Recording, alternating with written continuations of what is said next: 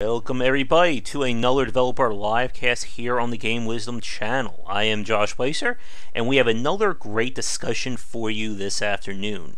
My guest tonight is the lead designer on the game Bombfest, which is a multiplayer title about friends blowing each other up with bombs in very cute environments. And he's here to talk about the game, the Kickstarter, and kind of the design and balancing of it.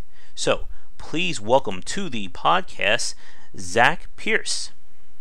Hey there. Thank you so much for having me, Josh. It's great to have you on. How are you doing today? I'm doing pretty good today so far. Got a bunch of work out of the way and hoping to take it easy. Yep, that's always the dream right there, isn't it? But it's great to have you on, and like we said, you just released Bombfest. When did it come out? So it came out I think it's just exactly a week ago, right at noon. So just about 7 days, and we've been getting it out there as much as we can since then. Great, and definitely congratulations on the release of it. I had a chance to play a little bit of it, just trying it out, and it was a lot of fun. Thank you very much. I appreciate that. But I know you have to get going in about 40 minutes, so we do have to keep things. We're trying to move relatively fast. For the regulars watching, we usually have like hour and a half to 2.5 hour streams for these casts. They don't mind it that much. They love to sit here and listen to us talk, but it does get a bit tiring on this end. So, to begin with, Zac, since this is your first time on, could you talk a little bit about your background and what is Bombfest for people watching? Sure. Well, I went to the University of Akron to study computer science and entrepreneurship, and I felt called to make video games about my sophomore year, I think. Since then, I've been trying to pursue it professionally ever since. I saved a bunch of money from working throughout college, pay off some debt, make some savings, and when was that? 2015. I've been trying to make a commercial product ever since. As of a week ago, I finally released one. So hopefully, hopefully it will be a smashing success. And at the very least, I can look back and say, "Crud, able to do it. I can boot up a Switch and see my game," which is kind of exciting. But yeah, I've been making games ever since I was young, whether it was on the playground or in Team Fortress 2 or StarCraft, whatever tools I can get my hands on. It was just paper and pencil. I've been making games for a while, and I can't see myself doing too many other things with my life. Great. And like I said, definitely congratulations with Bombfest's success there. And I guess from the design of it, when did you start working on that game in particular? So, Bombfest started about 4 years ago, just about. That's when the original design for a game called Well Wishes was shown off to the public.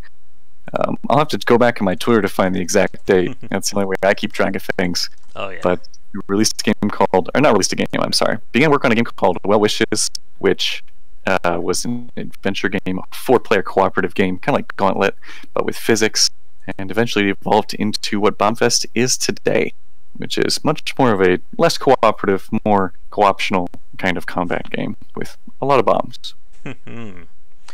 And with Bombfest, as you say, it was originally designed to be more of a cooperative experience. I guess, what was kind of like your original intent with the game, and how did it transform? Well, we were originally looking at an adventure game. We wanted to make an experience where you could form a team with 3 other people. You could choose different classes and kit out different abilities based on what character you chose. I really love team-based. You'd call them hero shooters, would be the popular kind of genre of that kind of design, like Overwatch or like the new Apex Legends, where you've got this character that's unique and has unique abilities, but works together with other unique characters. You get to fill a role as well as expand that role so that you're always useful and needed, but unique at the same time. And that's something I wanted to expand upon there. However, we took Well Wishes, what Bombfest was originally called, to a conference for a pitch competition. We ended up winning the competition, and our greatest feedback was, wow, the bombs are fun. We had bow and arrows, we had swords, we have lots of different combat in that game, but the bombs were the most fun. They created such an interesting physics interaction with the world. So we scrapped everything and just went with bombs. And that's rather a wild change in the direction of the game. Mm-hmm. And I gotta ask, like, did you ever have a chance to play like Left 4 Dead or some of those other like cooperative base games? Oh, definitely. I remember playing a lot of the original Left 4 Dead beta. Mm-hmm. I've sunk at least 1,000 hours into Team Fortress 2, which was very heavily class based, and I really enjoy games where you get to fill a specific role and get to work together with people. I love creating that net of support.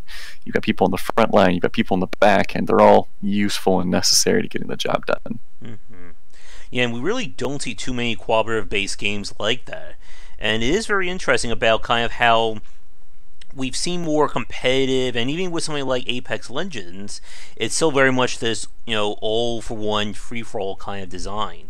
And yeah, I would love to see more like cooperative based games. Again, like Left 4 Dead is one of my all time favorites. Mhm. I would be willing to give Apex Legends some props where it's due. While the characters are pretty generalized, they each have their own abilities, and you can only play in squads of 3, Hmm. which is nice. You can have supporting characters for movement, some for defense, some for offense, and I think they're making a great stride when it comes to team class-based games. So I'm hoping to see more like that in the future. Mm-hmm.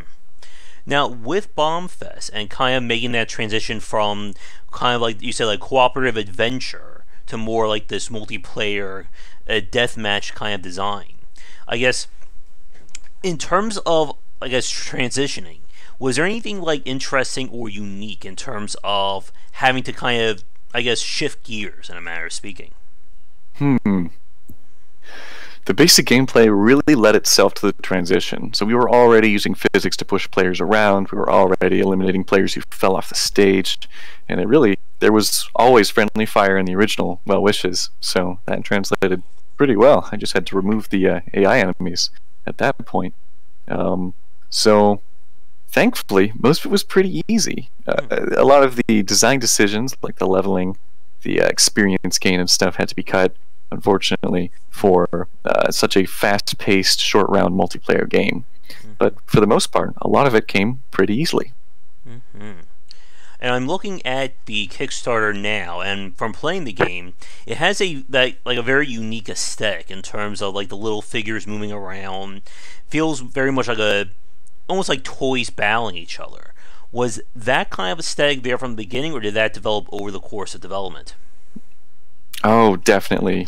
From the beginning, we were inspired by a game called Boxhead, which was just a flash game you could play cooperatively, and just top-down, very simply designed characters, and we wanted to do something similar.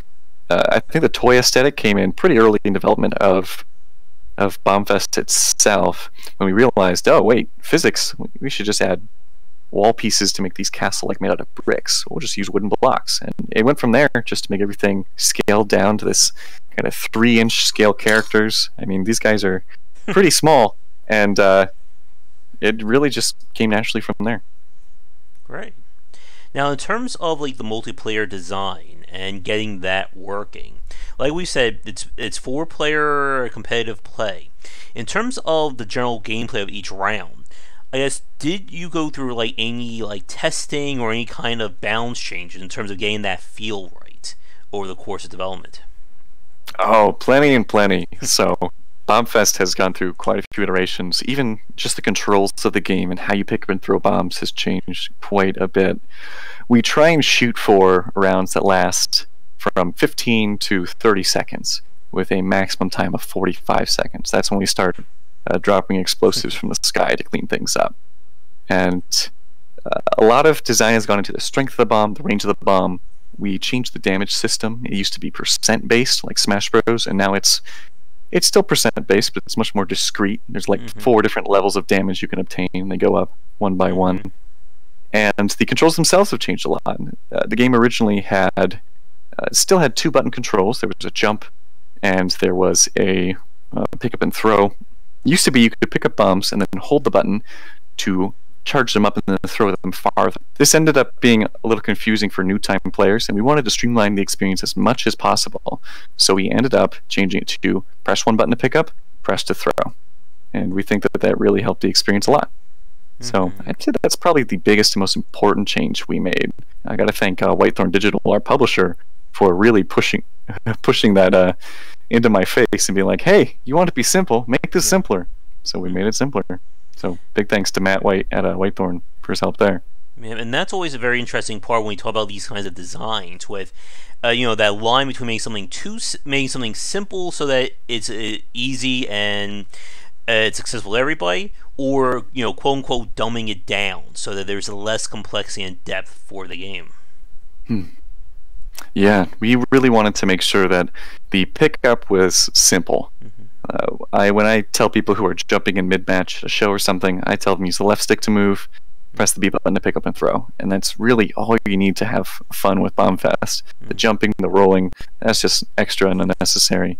But with the simplicity of the controls, we wanted to try and create some depth with the actual mechanics. So our bombs themselves all have different timers. So when you pick them up, you've got about 4 seconds to throw that thing before it explodes. They interact with each other in different ways. We've got different bombs that do different things. Some fly around, some slide, some bounce. Some of them explode inwards instead of outwards. And they generally offer different experiences that you want to be picking up a bomb and throwing it at the other player. But you can use just that same simple mechanic of picking up and throwing to create a lot of different gameplay experiences. You're setting off chain reactions, you're comboing sticky bombs with homing missiles, you're trying to catch the falling nuke, and our goal was keep it as simple as possible, but still give you a lot of options for choosing how you want to play. So, simple tool with a wide range of application. And in terms, one thing that I noticed when I was playing it was that after every match, you were unlocking new bombs, like things where there's a persistent system. I guess, where did that come from during development? Actually, the progression is an interesting touch. We never originally wanted to unlock bombs or stages. Stages, I think, were on our minds, but bombs, not so much. Bombfest really shines with maximum chaos. It's a game where you want to be making snap decisions and throwing things out of your way as quickly as possible while trying some semblance of strategy to eliminate other players. However, jumping into something like that can be very disorienting. I like to use Team Fortress 2 as an example. Originally, the game had 9 classes. It still does, but each class had 3 weapons, or 3 to 5 weapons, I should say. These days, if you jump into Team Fortress 2, you're going to see vastly different things. The demo man has a sword now, and he can just run at you. He doesn't use explosives anymore if he doesn't want to. Yeah. And getting thrown to that experience is chaotic and exhilarating, but it doesn't lead well to picking up the game for newcomers, especially people who have never touched it before. If you've got a friend playing with you, they can say, okay, like, I don't know, there's a scout around the corner, he's going to try and push you off the stage with the force of nature, or just something like that to give you a heads up. But if you're jumping in blind, I don't see retention being that good. It's disorienting. It's scary. It's you're gonna die and not know what happened. Whereas I've been playing Team Fortress 2 since the start. I can name every weapon except maybe the last few new ones, and I know what's going on at all times. That's exciting for me. I love that uptake of getting to know each piece of content as it was released. Back from the original Medic update in Team Fortress 2 with the Ubersaw and the Kritzkrieg, all the way up to now where the Pyro has a jetpack, and that's scary. So with Bombfest, we wanted to do something similar. The progression not only allows you to get cosmetic items pretty quickly, but also allows you to learn each bomb one at a time. So if you pick up a new copy of Bombfest, you're just going to have bombs, which still is pretty fun. I play bombs only a lot of times just because it's still enjoyable. But now after your first match, you're going to get an ice bomb, the bouncy bomb, sticky bomb, and it's going to tell you what it does, as well as letting you only play with a limited selection of bombs until you get more and more. In this way, we hope to kind of gate the tutorial and give people a little learning curve to get used to the game. Now, this won't stop new players who jump in halfway through the progression from getting confused, but at least one person who's playing should be able to answer any questions they have, which is not something you can say about other games like Team Fortress 2. Yeah. So. And I think that's a really good point there, Zach, regarding Team Fortress, and even just as we saw with games as a, I guess, quote-unquote games as a service or lifestyle-based games like that. That it is a lot of fun to play these games over the many months or many years. As again, Team Fortress, I mean, I played Payday 2 for about 3 years myself, from beta all the way to about, I guess, like 2017, 2018 was when I stopped playing. And again, there are a lot of changes in that game. It went from just simple steal a steal money to we're going on a diamond heist, we're planning all manner of crazy stuff, and it's great. But you try jumping into that game now, and like you said, it's just like jumping into like a deep end of the pool with like no water wings or anything like that. You've never swam before. And it is very hard for those kinds of games. I think it's one of the same reasons that keeps me from playing Team Fortress. I was there at the beginning, I think, like you, and I think like some of the people watching. But like around like 2012, 2013, I kind of stopped playing. And then when I was writing my first book, I wanted to include Team Fortress. I decided to load it back up. I'm like, what the hell am I looking at here? What's this? Like, everything is different now. And the problem with that is that it becomes hard for new players. Like, okay, this is a heavy, but why is he coming at me with boxing gloves? Why is that demo man coming at me with a sword? What the hell is going on here? Right. Yeah, it's... If you want new players to join and enjoy your game, like, offering them... it's the difference between, like, a puzzle and a Rubik's Cube. If you're offering a child their first puzzle, you could offer them, you know, pieces that'll fit together and don't taste very good, so you don't eat them, and can make a coherent picture. Or you can offer them a Rubik's Cube and say, solve this, or I won't be happy with you, and see how far they get. I can't solve a Rubik's Cube without help. And there's some fun to be had there. For some people, they're going to see a totally complex system and say, I want to take the time to solve this. But for many people, like families who will play party games, they might say, I want to play with my son, or I want to play with my parents, or just with my friends. I don't want to take 3 hours to learn this new game.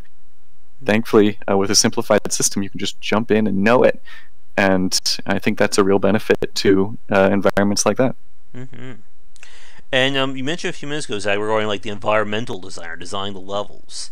I guess, what was your approach to creating like the various environments? Because they're all very distinctive, and as anyone who's played the game knows, they can offer a lot in terms of strategy or just chaos. Like I think the one that I played was like a massive like tower or something in the middle. The bomb blew up, and then the pieces went everywhere. I think one just like smacked me right out of the arena.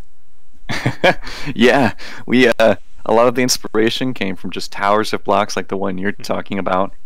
That one I really enjoy, since a well-placed bomb can create rubble that splits the map in half, which basically creates a whole new environment for players to duke it out.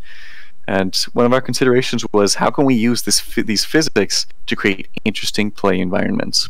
One of my personal favorites is the kitchen sink, which is the first stage you'll unlock after a certain number of rounds. And the sink is the smallest map in the game. It's very hard to walk out of explosions or to dodge out of the way. And just as well, there's a hole in the middle of the map, so you're spent circling the drain, as it were. The sides of the sink are really strong inclines like this, which means you can't walk out of them, and you also aren't going to get blasted out of them if you just get pushed into them. But a strong enough force will just ricochet you off of these wedges, these ramps, and send you flying out of the sink. It creates a really memorable experience that's still, even without wooden blocks filling up the stage, that people look back to and remember as, oh, yeah, it was interesting. So we definitely look for stuff like that. We're working on a stage right now that procedurally generates a maze every time you load it. So it's a different maze every time, and the walls are made out of blocks. They're a little heavier to push right now. We'll see if they stay that way. But with the idea being, these blocks block explosions. So where you place them needs to be far more strategic than usual. But yeah, just interesting stuff like that. We want to rely on physics when it comes to stages. And it sounds like you have a good mind in terms of giving the levels personalities. Like, it's not just like what we see in a lot of multiplayer games, either a very symmetrical stage or just like it's very much just a backdrop. Like, it's not really impacting what's going on within the gameplay. Right. We want to make sure that you don't think of it as just the living room or the bathroom, or here's the one with the couches in the background. We want you to say, here is the way that this level just plays differently. And just the experience it creates. I want people to pick favorites. I want people to turn off levels they don't like as much. And I want people to argue about which one should be on and off. Because I think that there's too much safety when it comes to making levels sometimes. I think back to Team Fortress 2, and one of the most popular levels right now is Turbine, Capture the Flag map. Turbine is an incredibly simple map. If you really cut it into parts, there's 3 parts: a middle, and then 2 sides for the teams that are identical. Mm-hmm. And I would argue that Team Fortress plays its best on the asymmetrical attack, defense, and payload maps, where the defenders are using vantage points and the attackers are trying to subvert it and flank. And it's a different experience every time. Yeah. I have to say, Bombfest does feature a lot of symmetry, but when it comes to the physics and how they play out, no map can be symmetrical that way, because none of these explosions or the way blocks fall down are deterministic. Yep. So in some ways, every map plays differently every time. Mm-hmm. And I gotta ask this: were you inspired at all by like Smash or the whole Smash franchise by Nintendo in any way? We were definitely have a strong inspiration with Smash Bros. And we released a commercial last week on launch that is it's a cut-by-cut recreation of the original Super Smash Bros. Commercial, but with our characters and actors inside giant costumes. I strongly recommend it. I'm very proud of it. So if anybody gets a chance, please do check out that commercial. It's called Bombfest Hand in Hand, and you can add it to your watch later list or check it out on one of our social media platforms. But Smash Bros. Was a huge inspiration. It's a game I'm no good at, but I really enjoy playing, and I enjoyed how easy it was to pick up and play, as long as you're not playing with seasoned veterans. And just how goofy and fun and physics it can be. We were also heavily inspired by games like Gang Beasts, which we think are fantastic uses of physics and just chaos. I mean, in Gang Beasts, you don't really have a plan. You just kind of flail and hope you win. And I think there's something to be gained there, and maybe something to be lost there. But I think what's valuable is saying something random and chaotic is going to happen here. Mm-hmm. Like every time it's going to play differently. I'm going to have a plan, but these blocks are going to land a different way this time.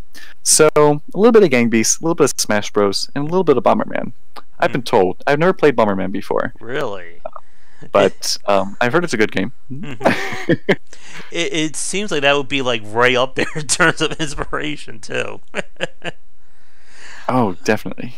Mm-hmm. And thank you, Mike, for coming in late and a belated happy birthday. February 1st, so almost a groundhog there. But one thing I wanted to go back to for a minute that you mentioned, Zach, was regarding the amount of time for each match. You said it was like between 40 to 45 seconds, thereabout. Mm-hmm. Where did you, or how did you settle on that length for each match? I think the most important determining factor with Bombfest was saying, how much of a mess can I make of the castle or the tower or the blocks before it's hard to make more of a mess? Mm-hmm. And frankly, it's about 10 seconds if you place your bombs really well, and then it's hard to make more of a mess. But what we were trying to rely on was the fact that if a match goes on for too long, it can really... Bombfest is interesting in that it really turns around quick. We wanted a low time to kill. We don't want people sitting out for long. In fact, if you get knocked out of Bombfest right now, you don't have to wait to the next round. You'll respawn as a bomb. You can roll around and try and get more points. Our goal was to keep people in the action as much as possible, and in this case, it meant shortening the rounds because time to kill is so low. So that was one of the considerations, and definitely the environment too. We want to be able to reset the environment every once in a while, and it doesn't make sense to just magically appear some more blocks on the stage. So you got to get to a new stage. Mm-hmm. And for people watching who just came in, if you have any questions for Zach regarding Bombfest or the multiplayer design, please get them in. Again, for the new folks coming in, this is going to be one of our shorter casts, so we're not going to have, unfortunately, 2 hours with Zach tonight here. But I do have a few more questions for you. I also want to talk about kind of what your plans are for post-release support as well for Bombfest. But in terms of the general design of the game, are there any topics that we didn't touch on yet that you would like to bring up now? Let's see. We touched on the controls and such, and some of the accessibility. I'd like to speak about the environments, which I'm really proud of, especially because I didn't make them. Our art director, Marissa Hike, does the 3D development for the game, and she creates the rooms that the stages appear in. I merely create the mechanics and try and set them up and place some blocks strategically, but she comes in and says, okay, where in the house will this take place? And does an incredible job with this low poly style that I think really matches kind of a colorful, almost nostalgic memory of childhood. It's not clear, but you still get the key details, and it's almost a little bit too ideal. So definitely want to talk about that, just touch on that, I should say, because she did an incredible job, and we're looking forward to the other levels that she comes up with. Great. I gotta ask, were either of you inspired by the game Toy Commander in any way in terms of like that kind of, taking place in a house or that kind of scale? I think I've played this game once or twice in a friend's house. I really enjoy that kind of aesthetic. Mm-hmm. Something that really stood out to me was We Play, which is a title for the Wii. It had a tank mini game where you're a little tank rolling around wooden blocks and bouncing explosives off of walls. And I think that might have been the strongest kind of inspiration for the block aesthetic of Bombfest, because it just fit really well. Nice colored blocks, physics, and the game just really stuck out to me. Mm-hmm. Now, one other question regarding the multiplayer that I know probably somebody's thinking of, whether they're watching this live recorded, is with Bombfest, it is local only right now. Were there any plans to do like online or that kind of multiplayer for the game? We're strongly looking into online multiplayer right now. It's really going to depend on what our development availability and our what we value, what we see as how expensive it would be, either in man hours or in cost. We would love to provide an online multiplayer experience to people, especially people who are playing on Steam or through on desktop, because it's not always easy to get controllers around a computer.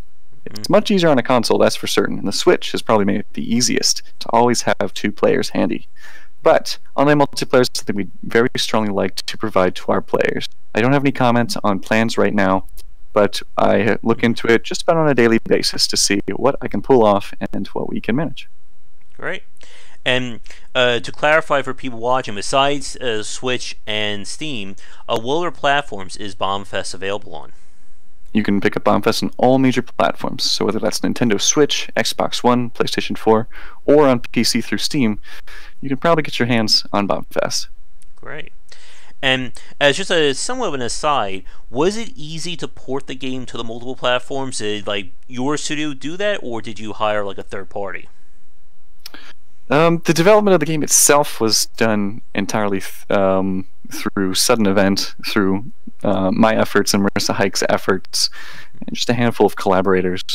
But the porting was spearheaded by Whitethorn Digital, who did an incredible job of bringing up to me what needed to be changed to work on different consoles, and for doing a good part of the effort themselves to make sure that they would run flawlessly on each console. So they were an incredible asset in that. Great. Now we have about like 8 or 9 minutes left. I know for people watching, they'll want to keep you here for the next few hours, Zach. But you say that do you do like game streaming or development streaming? I do. In fact, the reason I'll have to be leaving is I've got a scheduled stream coming up in 10 minutes. So I will be working on Bombfest live for anyone interested in stopping in to see the nuts and bolts behind the game being developed. I think today we're going to be doing some 2D art assets and maybe some gameplay fixes. We'll see. I don't really decide until after the stream started, which isn't the best way to plan things out. But it does create a nice and relaxed atmosphere where people can come in, work on their own stuff, and ask their questions about game development there. So yeah.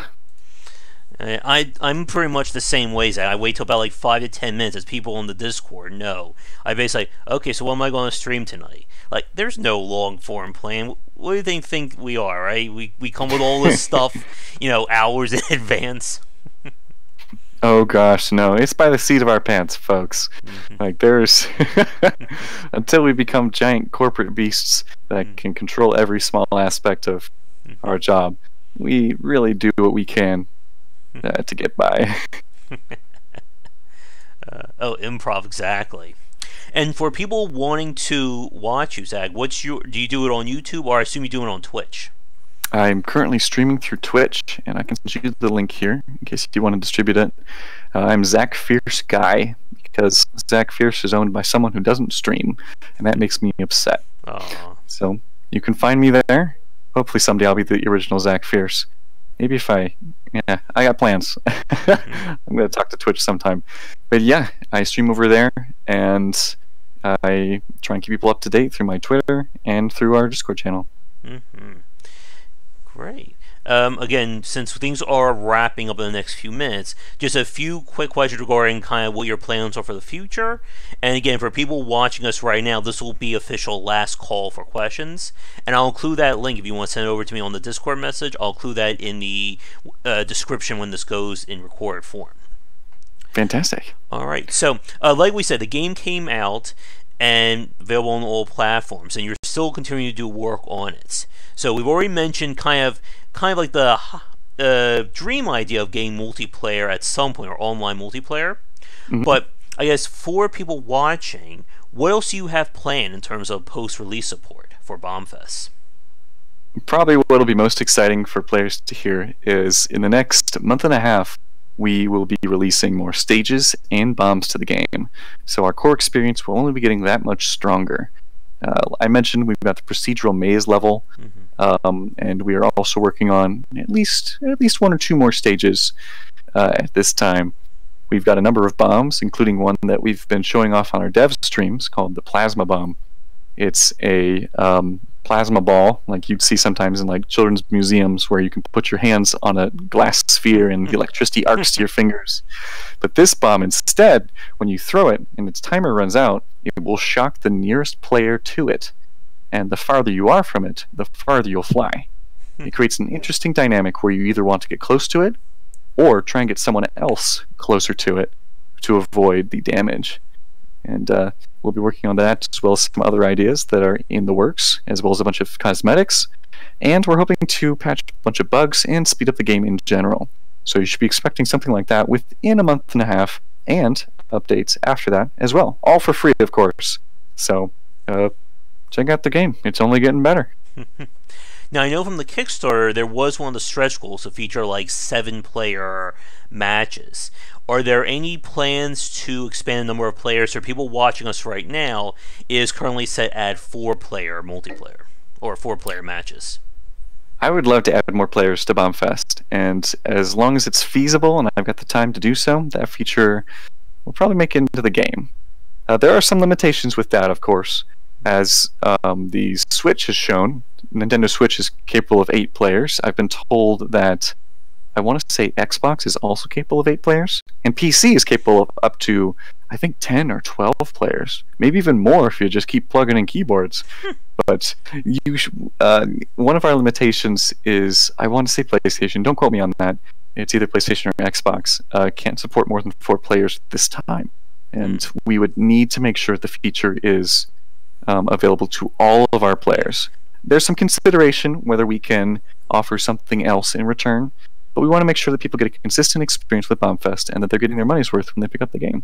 So it's something I'm definitely striving towards, as well as some other things. I'd love to do some VR with Bombfest, because we've got these great rooms that are to scale.